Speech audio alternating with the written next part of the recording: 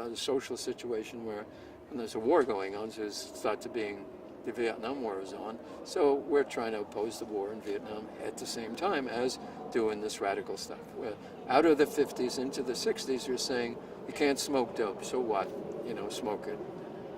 Get arrested? No, try not to get arrested, etc. I mean, I'm not trying to break all the laws, but we're young enough to say, well, we got to do something here that makes some sense.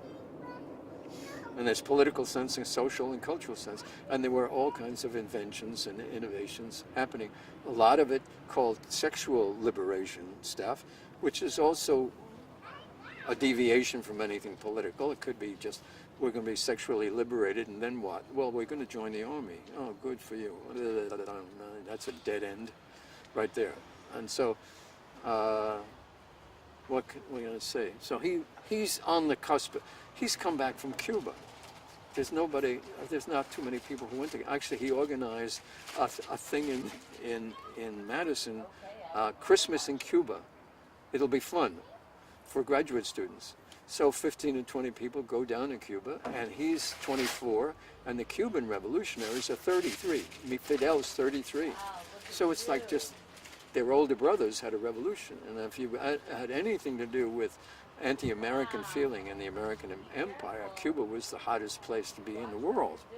I mean, especially if you're a young male and want to be a macho revolutionary.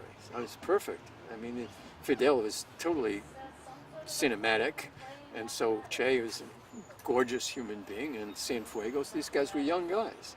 And they had just said to the United States, out, out, out, it's our country. Well, I mean,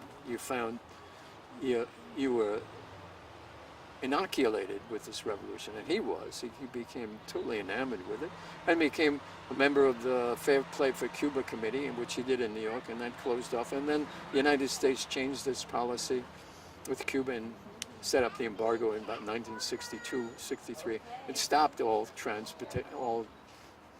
travel to Cuba, and he came to San Francisco, and he's a radical. And then he's a friend of Robert Scheer, who was another radical, who didn't go to Cuba, but out of Berkeley. And I'm avant-gardist and a radical, but I'm at the time I was kind of a liberal Democrat. That's what I came out of my family. There was no communists in my family. Landau had communists in his families, and Scheer had communists in his family. I didn't have any of those, so I was deprived as a child. Can you describe what he saw when he came here? How did he find you? Were you operating out of the church here? Did he find you in the streets? What did he? No, what I'm did he operating see out as of an organization, as it were? Like, how did he? We were in the church. I had a studio on Otis Street, and I was teaching meme classes there. And I taught meme classes at the Actors Workshop also, and I performed with them and directed stuff, or assistant directed for them. And then I directed my own stuff. I had my own company within the Actors Workshop, the RGDavis Meme Company. And we traveled around and did some little stuff. And then I did this avant-garde stuff with the Tape Music Center and other people. And he saw, or they heard about it, and then boom, boom, boom, we start talking, and he's from New York, I'm from New York, and like, it's no problem, you know. What kind of salami sandwiches do you eat? I don't eat salami anymore. I gave it up. Oh, okay. How about sauerkraut? I still love that. That's good. Okay. So we're on easygoing footing, and I knew Scheer, Bob Scheer was at City Lights, and I'd walk into City Lights and talk to Bob Scheer about politics, and he'd be talking all the time.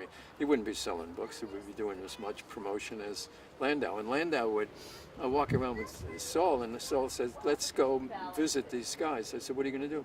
He said, we'll just talk politics to them. I said, oh, really? Okay. So we'd knock on the door and go in. And this, we're talking 60s. People didn't have to call up and get an email and get an appointment and know what time of day it is. And you just walk in the house and say hello. And they'd say, hello, what would you like to drink? And that's it. So he'd walk in, and I'd have conversations with people, but he would politicize them. He would start talking politics. I learned a lot from him, and he was good at it. I mean, a good teacher, clear, not doctrinaire, easygoing, charming. And I never saw him get into an argument and a fight with anybody over political discussion. I think other people get hostile. He didn't get hostile, or me. I would get hostile with people over some kinds of things, and they'd back off. But he wasn't threatened by Saul Landau. But he had a very political, clear line that was oppositional to American imperialism. I mean, this was Fidelista right to the shoelaces, as far as I can tell. And that line is interesting because the rest of us who are Marxists without a party. Is that what you define yourself as? Well, yeah, I'm a Marxist or a Brechtian. I started a Brecht center in Berkeley after I left the Mime Troupe. We didn't have any theory. The Mime Troupe didn't have theory. We had a lot of action. Let's do this. Let's do that. Let's do this. And yeah, this is good. Let's good. Yeah, this will work. Yeah, blah, blah, blah. And when you get into trouble, then what are you going to do? Well, and we got canceled out once. I mean, we had 5 contracts, and Ronald Reagan and the government canceled those 5 contracts. Right? Universities started blocking us out from performing. So I said, well, what do you do now? I didn't quite know. I mean, I didn't know how to respond to it. And I thought, well, I had read enough Brecht, Bertolt Brecht, theater guy, plays, 44 plays and 24 books. And I'd read about 5 of them and so on, and I knew something. And then later on, after I left the Mime Troupe, I opened a Brecht Center in Berkeley, which was a way of saying, this is what you have to learn in order to do political theater. This is political theater. Brecht had worked it all out. He did agitprop, he did non-agitprop, he did working class stuff, he did realistic plays, made movies, he wrote theory, etc.